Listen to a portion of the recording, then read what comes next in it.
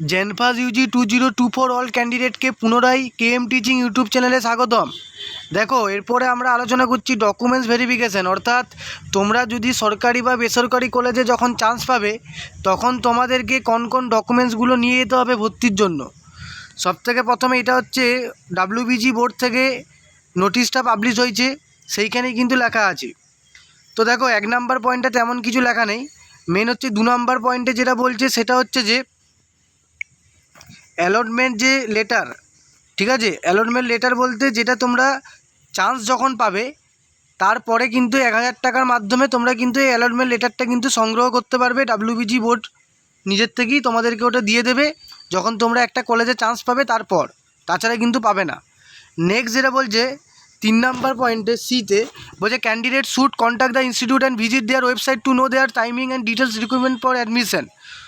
মানে যে কলেজে তুমি চান্স পাবে সেই কলেজের নিজস্ব ওয়েবসাইটে যেতে বলছে, কারণ পার্টিকুলার কোনো কলেজের ক্ষেত্রে নিজস্ব কিছু ক্রাইটেরিয়া থাকে সেগুলো জানার জন্য। ওকে, নেক্সট দেখো, নেক্সট হচ্ছে ডি পয়েন্টে বলছে all documents must be valid on the date of verification, অর্থাৎ সব ডকুমেন্টসগুলো যাতে ভ্যালিড থাকে, ঠিক আছে, উল্টাপাল্টা ডকুমেন্টস নিয়ে চলে গেলে কিন্তু হবে না, ভ্যালিড ডকুমেন্টস নিয়ে যেতে হবে। ইয়ের দাগে কী বলছে, candidate must carry following documents and original, অর্থাৎ অরিজিনাল নিয়ে যেতে হবে এবং 1 সেভ অ্যাটেস্টেড কপি, এবং 1 কপি কিন্তু সেভ অ্যাটেস্টেড থাকতে হবে, অর্থাৎ নিজের সাইন থাকতে হবে। অল ক্যান্ডিডেট, সকল ক্যান্ডিডেটকে প্রভিশনাল সিট অ্যালটমেন্ট লেটার, যেটা বললাম তোমরা কিন্তু চান্স পাওয়ার পরে পাবে। অল ক্যান্ডিডেটকে র্যাঙ্ক কার্ড, যেটা জেনফাস ইউজির যে র্যাঙ্ক কার্ড নিয়ে যেতে হবে। অল ক্যান্ডিডেটকে ক্লাস 10-এর অ্যাডমিট কার্ড অথবা বার্থ সার্টিফিকেট যে কোনো একটা নিয়ে যেতে হবে। অল ক্যান্ডিডেটকে ক্লাস 12-এর মার্কশিট নিয়ে যেতে হবে। নেক্সট দেখো, নেক্সট হচ্ছে যে অল ক্যান্ডিডেটকে আন্ডারটেকিং ফর্ম, এই যে একটু আগে যে ভিডিও দিলাম কাউন্সিলিং নোটিফিকেশানে দেখবে একটা আন্ডারটেকিং ফর্ম দিয়েছে ওরা, সেটা কিন্তু নিয়ে যেতে হবে। ব্যাকারে লেখা আছে অ্যাজ পার পারফর্মা যেটা দিয়েছে। 6 নম্বরে বলছে অল ক্যান্ডিডেটকে কিন্তু ইউনিকুইক অ্যালটমেন্ট আইডি, যেটা তোমরা পেয়ে যাবে, ঠিক আছে, চান্স পাওয়ার পর, সেটা কিন্তু তোমাদেরকে নিয়ে যেতে হবে কলেজে।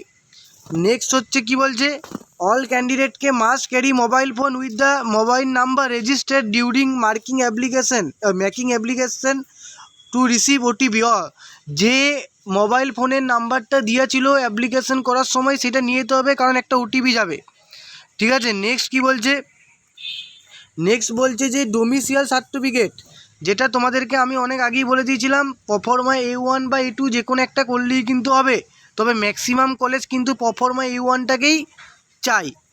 এরপরে হচ্ছে যে 9, কোনো যদি কাস্ট থাকে ST SC OBC A OBC B, তাদের কিন্তু অরিজিনাল কাস্ট সার্টিফিকেট নিয়ে যেতে হবে, ইনফরমেশন বুলেটিনে যেটা দেওয়া আছে।